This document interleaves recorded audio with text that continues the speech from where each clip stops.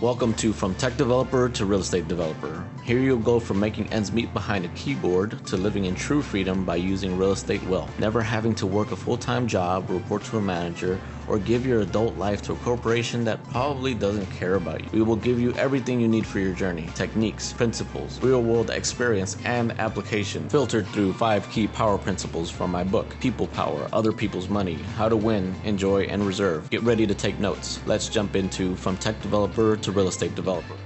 Welcome to From Tech Developer to Real Estate Developer. I have an amazing guest here today who is operating a whole bunch of doors.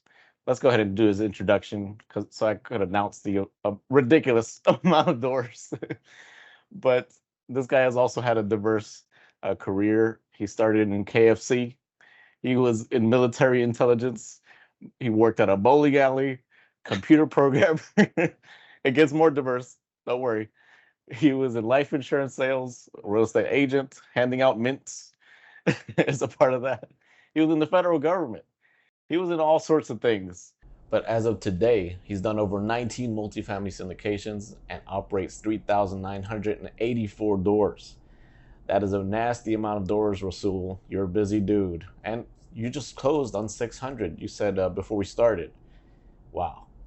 Today, he teaches people how to scale their real estate portfolios faster than they ever thought possible through multifamily apartments. Rasool, welcome. Did you want to add anything to that introduction? Nah, man, it's just to show people that when you see success one day, you got to keep in mind where it comes from.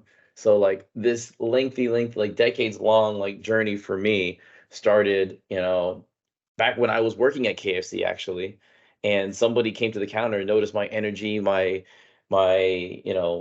I guess my work ethic, and they're like, you know what, you're a really sharp young man. There's a hotel meeting later on tonight. By the way, guys, back in like the 90s, that was the thing. You would go to hotel meetings and network and do business. I wasn't just some teenager meeting an old man at a hotel, as bad as that sounds.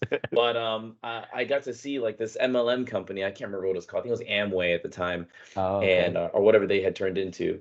And I started seeing millionaires cross the stage and get awards, all this stuff. And I was like, that's the first time. Like I was making $5 an hour. So Mhm. to the concept of a million was so foreign to me. So ever since I saw that, I was like, how do I get to that point? And it's funny enough, I just got all these awards from being on stage and doing what I do. Awesome, brother. Well, that draws naturally into our first section of the power, the acronym out of my book, From Minimum Wage to Leaving the Rat Cage. It sounds like we started in fast food together. I worked at McDonald's. So we have you know, the journey isn't always a straight line, but we could make it work if we want it to work. So the acronym, in case you're new to the podcast, is People Power, Other People's Money or Resources, Winning, Enjoying, and Reserve. So that's how you generate power. So people power, you just mentioned one random dude, like seeing your awesome energy.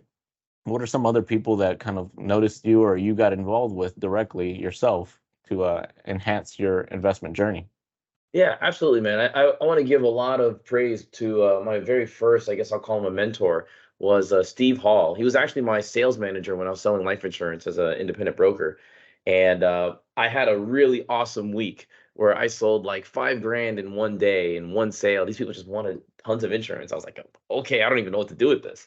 And I ended up making like $7,000 that week. Wow. And I went nuts. I was like, I'm gonna take my girl out.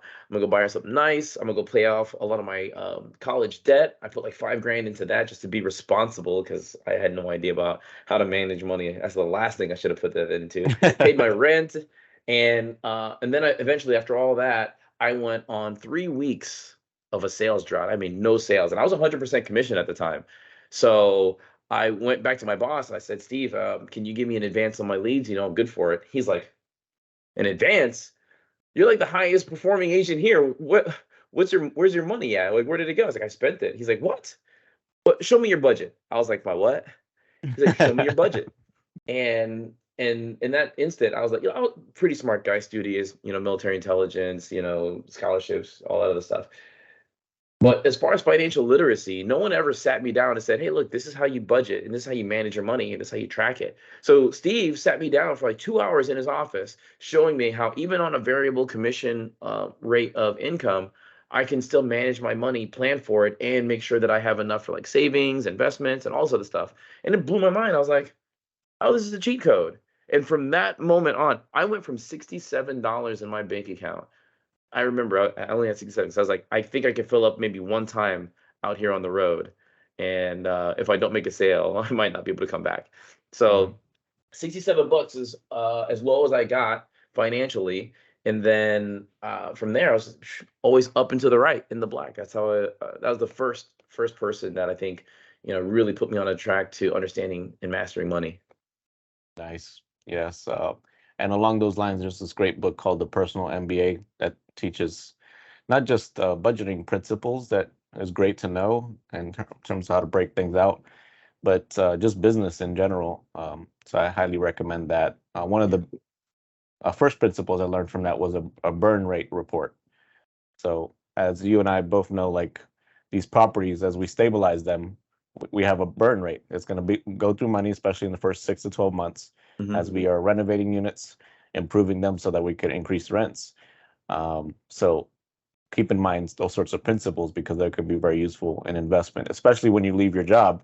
You're no longer getting a salary every week. You're getting the same thing. It's if you just go take a nap for 5 months, you're gonna feel that your You'll feel the money's gonna burn. bleed out. Yeah, exactly.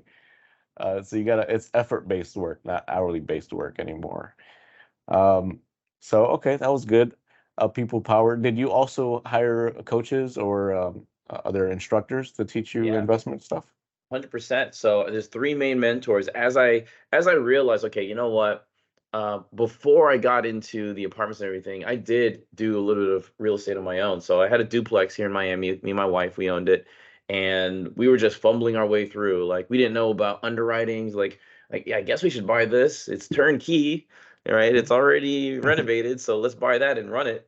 And it was luckily we, right time, right place. Because if we would have done that today, probably not the best environment to do it in. But in 2019 or 2018, actually, I should say, in Miami, we bought a duplex for $270,000, which was like super cheap in hindsight. And I remember specifically telling my wife, we should wait because the market's been going for a long time. It's about to crash any day now. And that was like 5 years ago. So luckily she didn't listen to me and said, "Hell, don't be stupid, go buy this thing." So we bought that, fumbled our way through long-term tenants, short-term tenants. We ended up doing Airbnb, and everything was going good until COVID happened. But then, when the travel stopped, my income from the property stopped. But I got all my time back, which is, not a bad trade-off. And I was like, all right, I need to figure out how to do this the right way because I'm spinning my wheels. I couldn't scale past the duplex. I was literally just running in circles. So a good friend of mine, Marvin Mitchell, a guy I met back when I was living in Kansas City. He's like independently wealthy, super smart, super hardworking guy. He got me into a boot camp with a gentleman named Rod Cleef. So that's where I learned about apartment investing because I worked in multifamily for the Department of Housing and Urban Development as an account executive, but I did not know anything about multifamily investing. So that boot camp really like opened my eyes, and it kind of like was the missing link, that knowledge that I needed to like, oh, all my experience of being in sales, having real estate experience, understanding about financial freedom, what I want to do with investing long term. I was like, this is it. So then I got into multifamily, and then from there, I had one last mentor, Markwell Russell, who taught me a lot about digital marketing, running Facebook ads, and being able to make data-driven decisions. And so I'm like really like getting a good handle on business growth, being able to reach capital investors, students, because I have an education company teaching people about real estate, how they can get started, and I have a heavy focus on property analytics because I'm a I'm director of acquisitions, and my whole entire job is find good investments that make money for investors. So and don't buy the ones that don't. So that's what my skill set is, and I help teach other people how to do that, so they have clarity on how to move in properties. I wish I had that when I was starting, but. Gotcha. And when it comes to hiring or paying coaches and consultants and instructors, like it could be intimidating. What's Yeah. your process to make sure they're legit and that the money is worth it? So, number one, especially in multifamily, reputation is everything. So if you are not known to, all right, first of all, if your coach is not even doing the business, that's probably not the coach that you want. Because if they've Hmm. done, real estate, oh yeah, back in the 80s, I killed it, right? It's a completely different market than Yeah. it is today. So that person's probably not going to be the person who to teach you how to navigate today's market. So that's number one. Make sure that they're doing the business that you want to Yeah. learn from. I heard a saying when I was younger, like never take advice from somebody who's not in a position that you want to be in. So, which kind of is a little bit of a misleading type of thing because especially in today's environment on Instagram, you'll see a lot of people driving fast cars, dressing sharp, and all that stuff. Real estate investors don't do that because we understand ROI. Like Yeah. when you put hundreds of thousands of dollars into these like fast cars, there's an associated cost with Yeah. all these types of things, taking trips and all that other stuff. And to be able to generate true wealth, like the wealthiest people that I know, they wear like jeans, cargo shorts, New Balance. They're not flashy. Like you would never tell them apart from like some random dude at Walmart, right? Hmm. Like they just blend in very, very well. I go to real estate conferences and it's crazy, right? Got to show my jeans now. Yeah, see, he's wearing the jeans, right? And the blazers because he's officially on duty, right? Yeah. um, but that's really what it is in real estate. And if you're a numbers guy or a math person, you can know the statistics. Like only like 13, 14% of the entire US population becomes entrepreneurs. Right? It's including all the sole proprietors, all the people who are just juggling their own job and everything like that. And of those 14%, only 25% of them go on to be like statistically successful, where they can make like six figures or more. Hmm. There's a very small pool of people who are in this position of expertise and wealth and everything like that. And I doubt it's everybody that I see online. So for me, I actually never even wanted to get into this like coaching business or anything like that. But I had so many people approach me saying, "Hey, how are you doing this? Do you teach? Do you offer?" I was like, "No, but you can go where I went, but I just don't do that." And enough people had asked me where I was like, you know what? Let me go see how many people truly have an interest in having me teach them how this business works. And if it becomes something, then I'll run with it. And it did. I started last year, and probably got like a nice small group. Like it's actually like a little bit of a family, and everybody is looking to me for guidance. And I love seeing how they transform in their understanding and grasping of my philosophy that multifamily is a math equation. Yeah.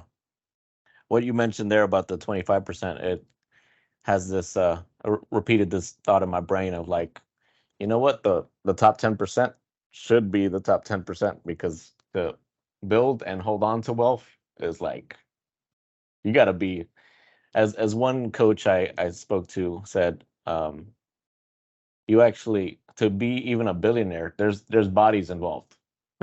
Like you got to fire a lot of people. There's bodies being dropped left and right, and that's Yeah. not for everybody to do. It becomes the circle becomes smaller and smaller, and so uh, your risk tolerance, your ability to manage people, your ability to manage managers, directors, etc., goes higher and higher. And of course, Absolutely. as an investor, you could decide, uh, I'm not going to become a billionaire, trillionaire. I'm cool with just this. I'm going to live my life this way. Yeah. Um, I don't know if people intentionally choose to not be a billionaire. It's kind of like a default, right? Like yeah. it's like, "Oh, I guess I can go be a billionaire if I really wanted to." It's a lot tougher. I think people really underestimate how difficult it is to make money and keep money, like you said, Yeah. because um, like just statistically, people who like get inheritances or if they win the lottery or if they're like professional athletes, which I've talked to quite a few, 5 years after they get that money, they're like worse off than when they before they got the money. They're broke because they have no understanding of financial literacy. They're Yeah. like, oh, I got all this money. Let me go ahead and I can spend $200,000 on a car. I can go buy a multi-million-dollar mansion, not realizing that the cost associated with having that thing that is not an asset, it's a liability because the taxes on that alone, even if you bought it in cash, you couldn't maintain that thing. Yeah. Right. So, yeah, learning how to invest and really get a strong handle on financial literacy is going to be the differentiator. And that's just like the beginning basics of learning how to like not go broke over time. Yeah. And the thing is, It's just not about buying the car, right? That's a mistake. It's if you get $1 million and you're hanging out with people that are making $10,000 a year, that's probably the biggest factor of Mm, them losing that money because they're gonna give it to their friends that don't know how to spend it and themselves don't know how to spend it, and so it just becomes this exponential loss of money instead of like how could I be go hang out in a area like Buckhead and make friends there and you know replicate my money that way. Buckhead is like the nicest part of town here in Atlanta, by the way, Rasool. I don't know yeah, if be you there tomorrow visited yet. or on Saturday actually. Oh, okay, cool. Sweet. We got to hang out then. But okay, so we got through people power. So other people's money or resources. How did you use other people's money or resources to expand and explode your growth? Because this 33,000 is has to be an explosive network growth.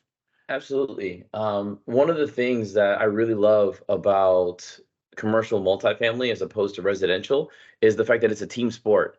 Because when you're buying single family homes, you do it on your own, you save up or, you borrow hard money and you go ahead and start buying properties and whatnot, but you can only do so much with so little. When you're looking at how do I buy this $10 million property? Generally speaking, it's going to be done through what's called a multifamily syndication, which is a fancy word of saying we're pooling investor capital together in order to take this deal down. Now we put some of our own money in. The lenders usually require it, but the majority of the money, like 90, 95% of the money comes from outside investors. So everything that I've done every single apartment deal that I've done has been using OPM to some level, some extent, Hmm. because we give away a good portion of that deal to the investors to be purely passive.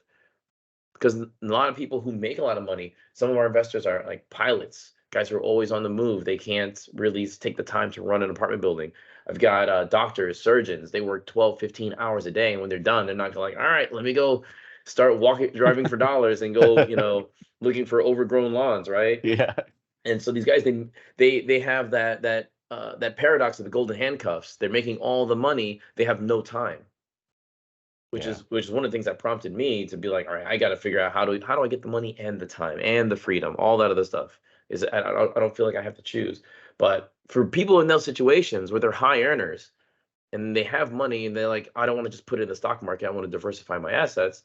Alternative investment vehicles like multifamily syndications are a great option because generally speaking, a really good put together or a well put together syndication is going to outperform the stock market by leaps and bounds and give you tax benefits and Yeah. consistent cash flow, right? There's a lot of things about it. I know this, we're not going to talk about exactly how that works, but um, utilizing and leveraging OPM, I think most people don't have the idea about how much OPM is out there. There's literally endless, unlimited amounts of OPM sitting out there waiting to be deployed because most people don't even understand or have never even heard the word syndication before.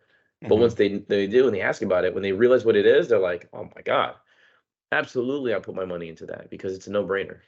Yeah. And what's been the most effective way you've raised capital? Man, before I got into marketing and learning how to do skills, I was just a hustler and a grinder. I would get on the phone. I would go to networking events. I would. I had an Excel spreadsheet. I didn't even have a CRM. For people listening, it's a customer relations manager where you can have all your contacts in one place, keep notes about them, and mass message them, mass call them, all that other stuff. Hmm. I was literally just on the phone with my Excel spreadsheet with some notes that I wrote down about them and what they were looking for. And I was like, hey, we talked a few months back. You said that if I ever came across a deal that fit XYZ criteria, you'd be interested.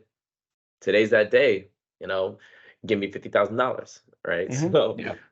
yeah, I ended up doing probably about $10 million of investor capital that way. And then Wow. I'm looking to expand those efforts through strategic digital marketing efforts, and that's something that it's literally in the works right now. Oh, okay. Sounds good. If you want a referral to my team, let me know. Perfect. We'll talk about that later. Um, okay. So other people's money or resources. Hmm. I'm curious now that we're talking about people, could Sure. you explain the reward back there you have? Oh man, which one? I got a bunch. Oh, at least a few of them then. Yeah, so let's see. I like my sword. The way I got a Oh, sword sitting okay. there in the corner. So the mastermind that I'm a part of is called the Lifetime Cash Flow Warriors. And whenever you do your first deal, they send you this awesome heavy sword, and Nice. it's got an engraved on there. It says Warrior. Funny story about that. So I joined the program with a business partner of mine, and we both joined together. And when I came to the group, I said, "Hey guys, my name is Rasool, live in Miami, looking to add value any way I can. I'm super excited to be here." Mhm. My friend Marvin, who also joined, said, "Hey guys, my name is Marvin. I live in St. Louis. I'm looking to add value any way I can. Let me know." Somebody responded to him, put him in contact with a guy who already had a deal under contract. They got to talking. They wanted the mentorship. Marvin already had a deal going. So he closed his deal within probably the first 2, 3 months of being in the program. And the guy's already independently wealthy. It's like everything he touches turns into gold. He's like Midas touch. It's insane, right? And I'm like, why him? Uh-huh. Why not me, right? And so since we joined together, they used my address. So when he closed on that deal, I saw the box. And I was like, don't tell me that's Marvin's sword. And it said Marvin Mitchell on it with my address. And I'm like, great. So I had to pay $20 to ship him his sword. And I was just teeming with envy. And I was like, man, I can't wait to get my sword. I can't wait to get my sword. Yeah. So I just set on a mission to hustle. It took me 8 months before I ever got my first deal, and I was busting my hump, man. I was like, when I figured out what multifamily was and how it works, I was like, I cannot mess this opportunity up. I'm gonna put everything that I got. I went from 6 a.m. to 11 o'clock at night every single day, 7 days a week for the first year of doing this because I was so afraid of messing it up. Mm. Right? If you guys are listening, how many of you guys have ever had a great idea about something that's going to make you super rich or really like a good business idea, whatever, and you started doing it, you started executing on it, but over time you kind of burned out, ran into a wall, and then you just gave up. Right? That was me like my whole life. And I was like, I can't let that happen here. One, because this is a multiple five-figure real estate mastermind. This is pricey, and I've never done anything like this. And my wife would kill me if I convinced her to let me do this, and then I quit on it. Yeah. So I had no option. I had to burn the boats, as they say, Mhm. and I went into it. So I really like the fact that I got that sword for it. Um, there's a couple other crystal ones over there. One of them is being a massive action warrior. I got that after getting the sword. I actually just got inducted to the Hall of Fame over there as well. There's a little see if I can Oh, grab it. wow. That's pretty cool here. Whoa, check that out. You're Yeah, a Spartan. yeah. It says Warrior Hall of Fame on the side, WOF. Wow. Or WHOF. So that one was awesome there.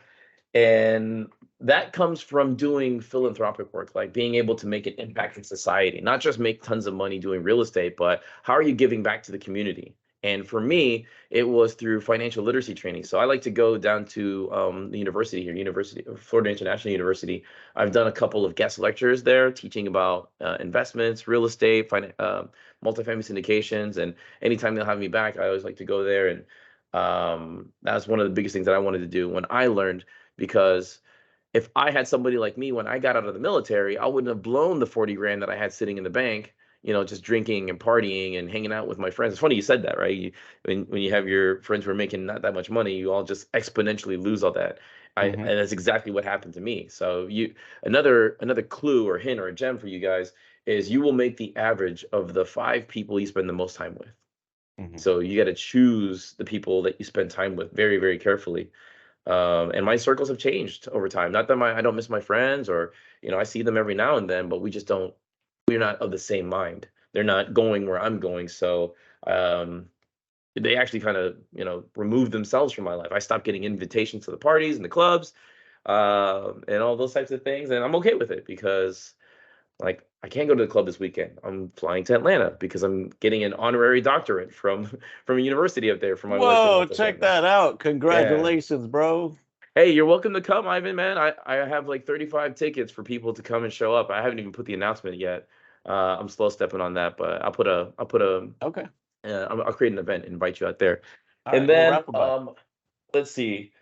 The big one up there, there's two. There's the gold record. That's from my marketing class. Me and my wife, we did that together, creating the education business. So Okay. we that's our 6-figure award. for making our first 6 figures from online digital products and whatnot. Nice. So pretty cool to learn how to spend money and then print money off the internet, off of a digital electronic product that doesn't even exist. It's not tangible.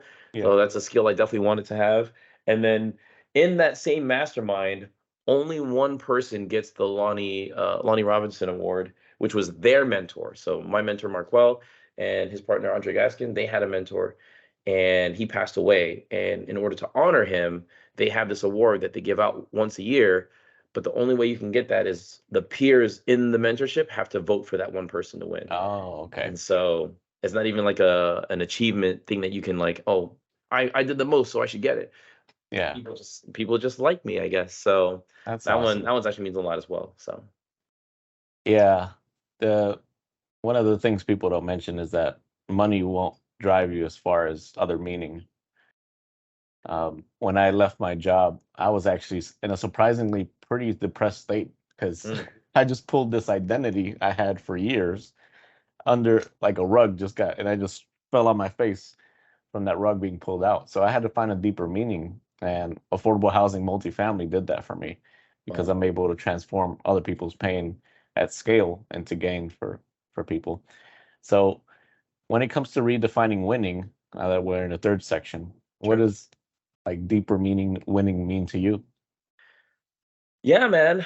The same thing happened. So I'll actually piggyback off of it because I just talked about this. So I was just like, man, I have to get this sword. I have to get this sword. I have to get this sword. I got the sword and it was awesome for like 20 seconds. Yes, just like cars, right? Yeah, it's here. I got it. And then it's like, all right, now what? Yeah. So I set it there. It looks nice on my Zooms and my meetings and whatnot. But I was like, well, I need to go ahead and get another deal. So then I went back to work, boom, grind, do a deal. Every single time I close on a deal, I'm like, all right, I got a team in place to handle all the management, asset management, property management. They handle the tenants, toilets, termites, so I don't have to do that. I update the investors. So I just went on this rinse and repeat cycle of, all right, every time I close a deal, I have no more deal to work on. I need to go find the next deal. So I'm big into acquisitions and investor relations. So the actual management of these deals, not my forte. I don't like it. I partner with people that I trust are got a good track record. The deals seem very solid and all of the stuff. So not that there's no risk involved in doing real estate, right? Every deal has its risk associated with it. But I went on a binge, like 20 deals in less than 3 years at this point. I guess we're in October, so by the end of this month, it'll be 3 years. I've done like 3,900 some odd doors, but it became empty. I was just like, I'm just, like Groundhog's Day, up another deal. Aren't you excited? I'm like, been here, done that. It's adding to the empire. It's helping me get my ultimate goal, my financial freedom number. So all those things are great, but the feeling of fulfillment isn't really there.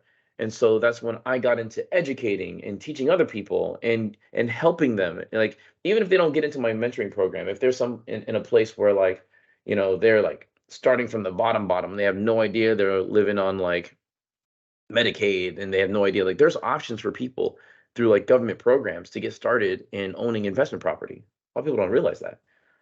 So being able to help people and give them that hope, that direction, that knowledge that, hey, you know what? I can earn my own freedom and here's the first baby step. I know you're enjoying that content, but I just wanted to personally invite you to the Commonwealth Affordable Housing Fund. If you want to passively earn while also building communities, doing philanthropy even, while getting quarterly distributions and even sharing in the exit about 5 years down the line, then please join us. This used to just be for friends and family, but you could join in now. You could be essentially earning through an expert, which is I, running the investment firm Commonwealth. So if you want to be a part of it, and also get access to exclusive events where we go to in-progress construction and I show you how your money is being used actively and how the renovation was just complete and how this is going to help change people's lives, how we negotiate an acquisition. So you could be a part of those events throughout the year and also earn passively. So if you want to be a part of that, please click the link below and I'll let you back to your awesome content. Thanks. And they take it and they realize like, oh wow, this works, this is great. Yeah. Like giving other people that hope is probably the most fulfilling thing that I've done at this point, because the impact that I have on their lives is allowing for them to have more impact, like a ripple effect. Hmm. And it's just become something way bigger than I ever thought I was going to be.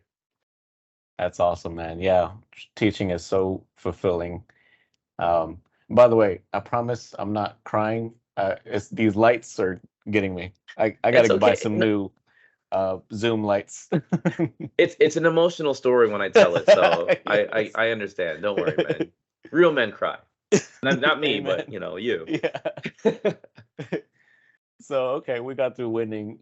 What about enjoying? How do you enjoy the riches that you've created? I don't. Well, I didn't, I should say. You caught me, like, if you would have asked me last week, I would have said that I don't. And this past weekend, I got together with my friends from the military.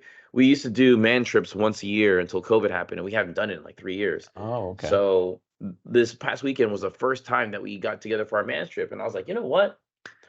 I made it. So I mean, I didn't make it, but I'm like, I can afford to splurge a little bit. So I did the exotic car racing. We went out, hanging out. We were in Vegas for the weekend. I was driving ATVs through the sand dunes and the desert and everything. What else did we do? Went to a couple of shows, super fancy restaurants. I'm a big foodie. That's my thing. Like Okay.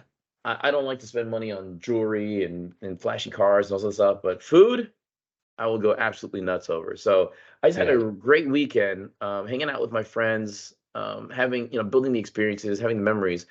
And I think that's something that I personally struggled with, because being an analytical, mathematical person, I used to look at it as like, for every dollar that I sacrifice, that's a dollar that I can put towards my ultimate goal and make it and hit that goal sooner. But I was getting miserable, and my Yeah. wife was like, "What is wrong with you?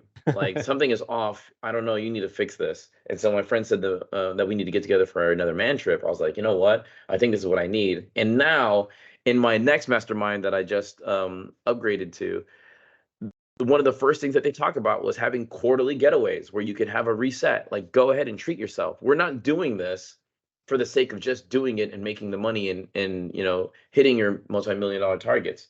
Like, you Hmm. have to be able to take the foot off the gas for a little bit and disconnect.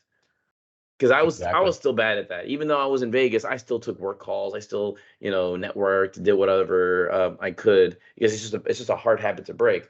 But on my next trip, I'm gonna leave my phone. Well, I can't leave it, but I'm not going to use it for work. Yeah. I need to truly just be in the moment, be present, and enjoy it. And you have to, because at least in my experience, I'd lose my sanity if I just kept grinding. I went for 3 years straight, not really Damn. doing anything crazy. Yeah. So now it's like, you Was know that the what? same schedule as 6 a.m. to 11? Um, Basically, well, no, not anymore. Now it's like 4:50, because I go to the gym at 5 a.m. and then I'll probably go. I only work probably till about 8 o'clock now, and then Right. after that, it's kids, my wife, and then we hang out until she passes out around 10:30, 11, and then I go to sleep, and then I wake up at 4:50. I don't need that much sleep, apparently. So I've been going on three, 4, 5 hours a night for the last few You're a years. beast, man. Nowadays, I work like 11 to 4, and I'm like, that was too much. I need and truthfully, what's that principle called? There's a principle where, like, however much time you allot for any given activity, it's going to take you that much time. I think it's Parkinson's principle. I never heard that. But I mean, there's pluses and minuses. I'm sure I could draw value from putting a little bit more in, like you do. Yeah. It just depends. Yeah. Every person's different. Um, Yeah, it was Parkinson's law. So oh, Parkinson's okay. law is the observation that the duration of public administration, bureaucracy, and officialdom expands to fill its allotted time span. Mhm. Basically, meaning however much time you allot to any given activity, in subconsciously you're just, oh, it's going to take 8 hours, so it's going to fill its whole 8 hours. Whereas most likely you can do it in 20% of the time, because of Pareto's principle, right? Because 80% of the results come from 20% of the activity. So you can Yeah. probably slash that from 8 down to 2. Be like, I could if I really focused 2 hours, I can get this 8-hour task done. Yeah. And so for me, Like put I my just have so phone much in stuff. the reception or something. I Y- could focus in on that. Oh my God, yeah, this Yeah. thing is a killer. I make phone calls on there, but unfortunately, my social media, YouTube, everything is on there too. Yeah. Makes me think of two things, what you just mentioned. Number one, Christian retreat I've been to twice, like Friday to Sunday.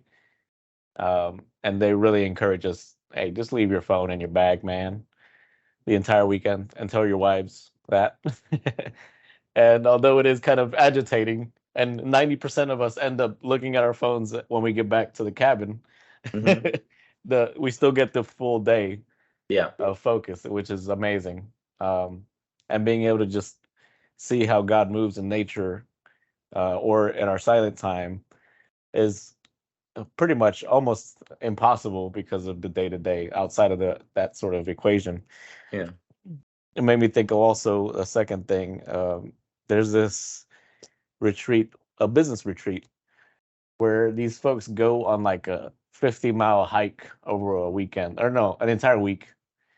And the purpose is to focus on what your business is and your product offering. Hmm. And bro, I'm like, initially I was like, that sounds kind of psychotic, like with 7 people that I don't know just hanging out for a week. But then, yeah, in the rigmarole, the weeds of life, that actually, in retrospect, looks pretty awesome. It sounds awesome to me. I'm like, where do I sign up for this? Yeah, I'll see if I can dig it up after the meeting, bro. Yeah. Well, have you ever taken your phone and went to the app settings and looked for screen time? Oh yeah, sometimes it's like 5 hours for just one app for a week. It's Oh like, yeah. what? How the hell did that happen? Yeah. When I saw that, I was like, wow, I really feel like I have like some level of like a social media addiction. I know a lot of it is me posting, going live, I'm recording videos and putting them online and stuff like that. But I think there's clearly some level of like, okay, well, after I'm done going live, here I go. Down Yeah, the screen. Oh my yeah, gosh, yeah. it never ends. It just keeps going, going, going, and then before I know it, I'm like, oh, my next meeting, and I just filling in those time in between when I should be being more productive and be more responsible, I should say. Yeah. One of my to-do items is to figure out a process to where I've like, because the marketing is important, social media marketing, but I want to be able to make a video, send it to my assistant, give her a title and a description, and I'm out of it from there. Yeah, I I'm have out of that all now. social media from there. That'll be the next level up for me. Yeah, I've got that right now. Nice. I just need to record more content. Okay, gotcha. So I'm gonna need Sweet. this recording. Okay. Run that back, Ivan. Yeah. Okay, so we're down to the last two sections, enjoying and reserve. How do you enjoy? Well, no, we actually did cover that already. You mentioned you just did a boys' men's getaway. Yeah. Okay, so enjoying is done. So reserve. When we go from a job to a uh, investment or self-employed status, we gotta keep in mind a different type of reserve, not just financially, but in other meanings too, right? Spiritually, emotionally. What does that reserve mean to you? I think most people, when they want to make that transition from their 9 to 5 and get into full-time investing, I think a lot of people think that they can quit earlier than they really should. So you either have to have maybe 6 months or a year's worth even of just whatever your monthly expenses are, just to have that cushion to be able to make it. Like a multifamily syndication is a long-term deal, and for me, um, I estimated correctly, I should say, that it would be about 3 to 4 years before I started selling or refinancing out of my properties to be able to start getting some of that money back. And that money is going to be replacing my income. Because when I quit, I actually quit earlier this year. So even though I had like 3,000 some odd units, I didn't quit my job because I needed for these properties to sell to be able to hit like those really, really big numbers. Hmm. And I just got to the point where the 9 to 5, even making 120 $130,000 a year, it wasn't worth it to spend the time doing that. Like my cost per hour of work there was not high enough compared to my entrepreneurialism side. So that's, I think, when you can make a solid data-driven decision to be able to choose to walk away from your 9 to 5 because you're already safe. I don't believe that you leave your stable job to go ahead and do this unstable thing and try to figure it out. Not unless you have that reserve and hopefully a mentor to guide you along that path to give you predictable results over a given period of time. That's one way of doing it.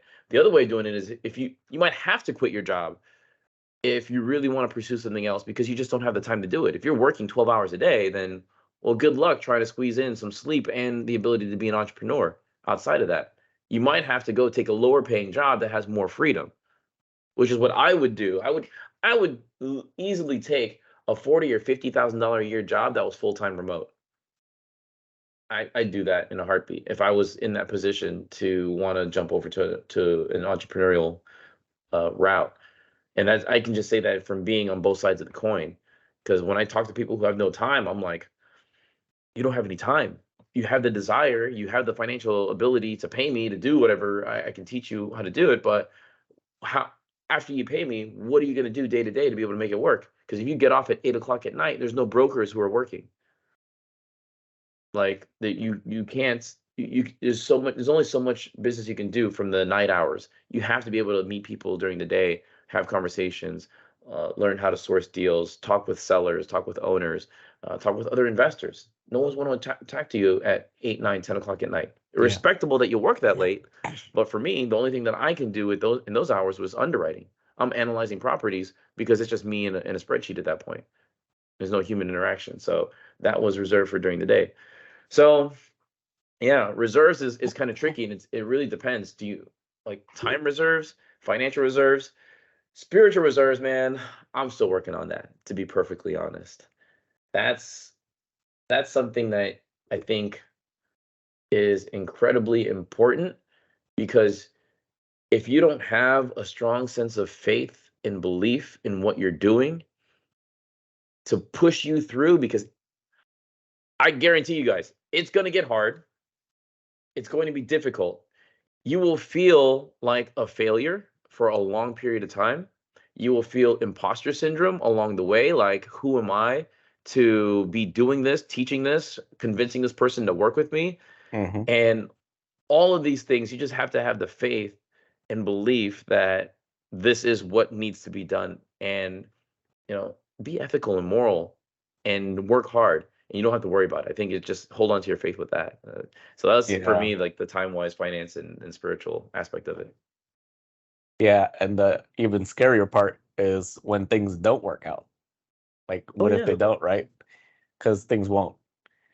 And then that brings up, like, I don't know for you, but for me, childhood trauma, which I've got a lot of value out of therapy for that. Like, if things go wrong, it's not necessarily about me. It's the situation. And that could be God closing this door so that a bigger door could open down the line. Which it could be also scary, like an open loop, right? Like, I wanted the door to open and close in my timing right now. Yeah. But life just doesn't work that way at times. The upbringing for me and the childhood trauma is something that I didn't really have. I had the opposite problem that a lot of people have because you always hear about, oh, I grew up with like crappy parents, or everybody told me I couldn't do it, or I'd never amount to anything, and all this other stuff. I had a great childhood. Like my parents, they're still married. They celebrated 41 years this year. My dad was very loving. My mom was very loving. I grew up in a great environment. The problem for me was everybody knew that I was going to be successful. Oh. Except for me. And so it put all this pressure on me to never want to try to do anything because I was afraid of failing. I didn't want to disappoint everybody. They're like, oh man, I thought Rasool was going to be that guy, but did you see how he just messed that up? So, and this is all in my head. These are obstacles that never really existed. And if it were to happen, nobody would ever talk down to me for trying and failing. It was just in my own head. And I think we have a really poor relationship with failure. People look at failure as if it's final, but that's how you learn. Yeah. Like I just played pickleball for the first time a couple weeks ago. and I was stepping into the kitchen left and right because I didn't know any better. Right? I don't know if you play pickleball or not, but No, I haven't. there's just rules. Yeah, I messed Okay. up, and everybody's understanding about it. But as you go through and you make your mistakes, you learn. You're like, oh yeah, don't step in the kitchen before the ball hits there, right? And same thing with learning how to do real estate. You have to properly analyze properties. Well, how do you analyze properties? Look at a guide. I have underwriting guides and videos on there, and you practice doing it. And when you do it the first time, you're like, I don't even know if I did this right. Even for me, starting as a senior financial analyst for the Department of Housing and Urban Development, all I did was analyze spreadsheets all day long for my job. When I tried to learn how to do multifamily underwriting, it took me months to figure that out. Mm. You know, lots and lots of practice, lots and lots of failures, lots of mistakes that I made, wrong assumptions, and all this other stuff. And then Yeah. but with enough practice, if you're okay failing multiple times, and in my case, hundreds of times, eventually you get it, and then you're in good shape. Yeah. And it's great you had that support system of people, whether you did good or not, that'll be there for you. Mhm. I will also add to that, if there are people that do talk down to you as a listener or watcher of this, they're not supposed to be in your life. Like, it's, oh, hey, what's up, buddy? I just got a little interruption here. Say hi, Asher. Hey, This is my boy, 4 years old. he Daddy's said, on a what was his podcast right name? now. Can I finish and I come out? Yes, The podcast. it is a podcast. Say bye bye. Hello. Bye. Goodbye. Adorable. Thank you. I forgot to lock the door. I didn't realize he was coming home so soon. Oh, okay. It's all good. We'll edit that part out, Yeah, or yeah. keep it in for relatability. Yeah. But yeah, I was saying, so people that do try to talk down to you in case something goes wrong, like they're not supposed to be in your life. You're supposed to build boundaries around those people. Yeah. And it took me a while to realize that. I had to cut somebody out like 3 years ago that in like 60 seconds flat, they could say something to turn around my day with some nonsense Wow. that their toxicity just emanates, right? Mm-hmm. So I built boundaries. I only accept even reading their text messages because they're a family member. I can't just completely block them out. Mm-hmm. Now the communication is just down to text messages only, and if I call, it's only about maybe something that's urgent. So yeah, it's okay to build boundaries around toxic people if you're listening and watching. Oh yeah. Because you gotta realize nobody who's doing better than you will ever criticize you, because we know what it takes to get to where we got.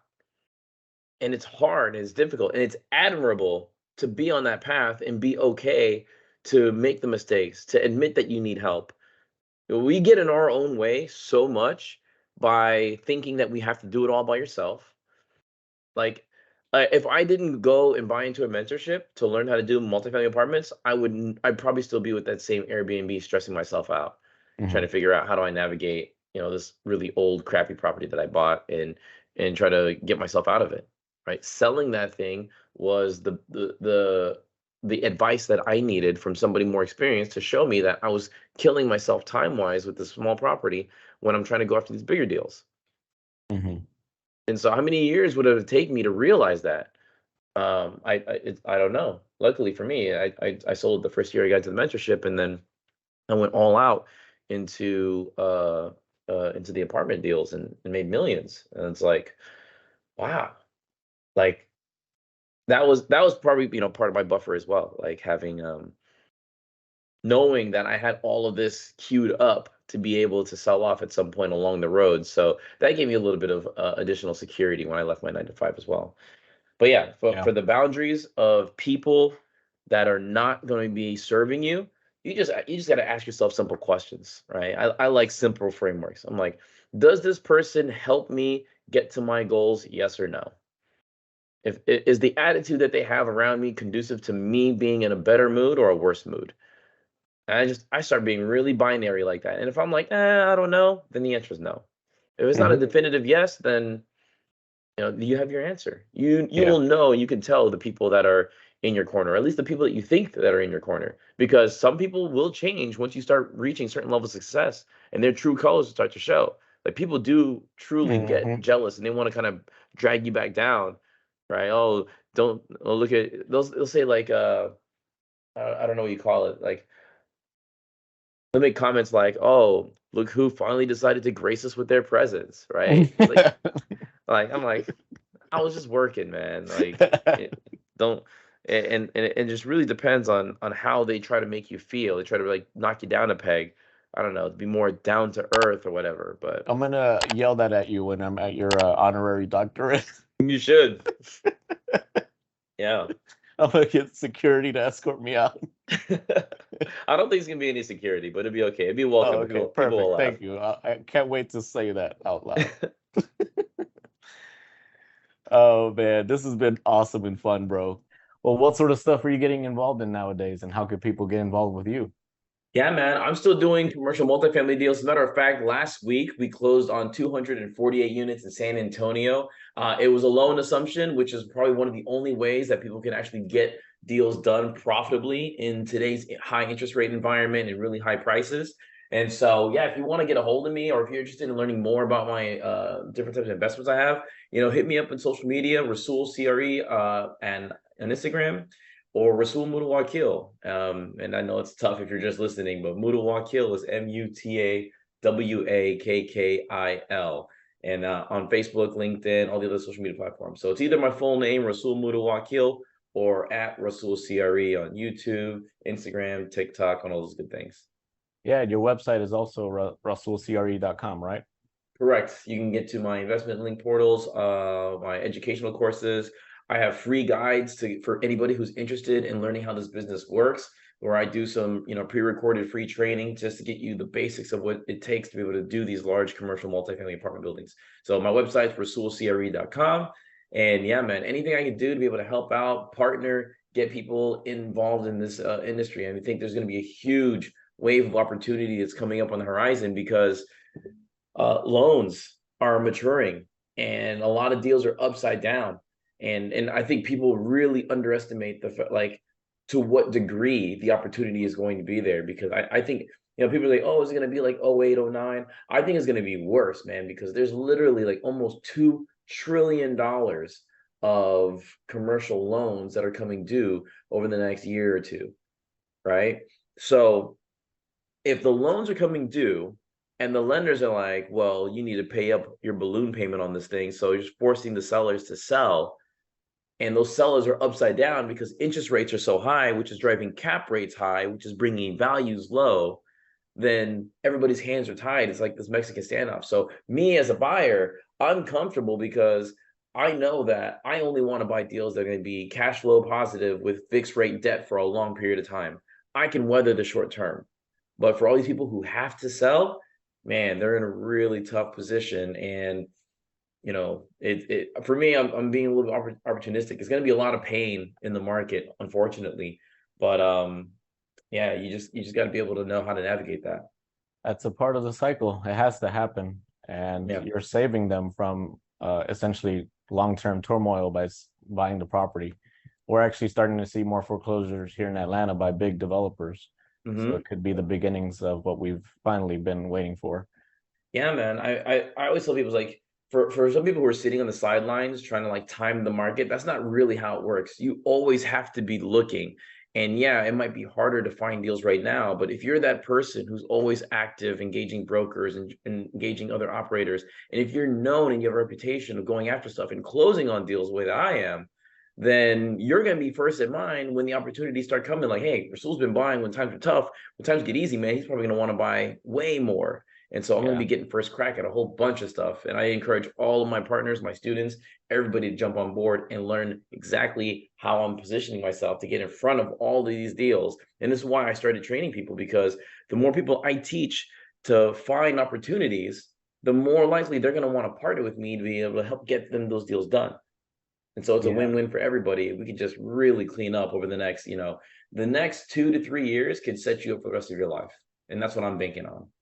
Yeah, and that's where education comes in through your guides and stuff like that. And the key to it is lead time.